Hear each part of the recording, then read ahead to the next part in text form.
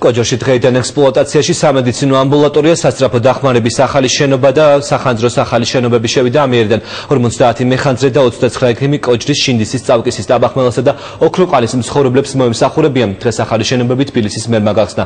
გიგი უგულავას განცხადებით ის მოგვიანებით მოსახლეობაში შეხვდა და პრობლემებზე ესაუბრა.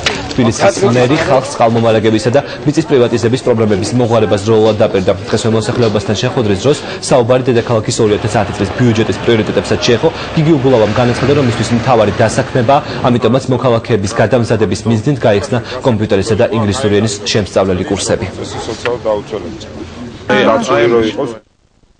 ჩვენი ერთ-ერთი მთავარი პრიორიტეტია ამ ხალხს ჰქონდეს ნორმალური სამუშაო პირობები, იმიტომ რომ თუ არ იქნება ნორმალური სამუშაო პირობები, შესაბამისად ვერ იქნება ადეკვატური ხარისხი მომსახურება. ძალიან ბევრი გამოძახება, ამიტომ თბილისის უკლებრივ ყველა ტერიტორიულ ერთეულში აუცილებელია ესეთი პუნქტის არსებობა.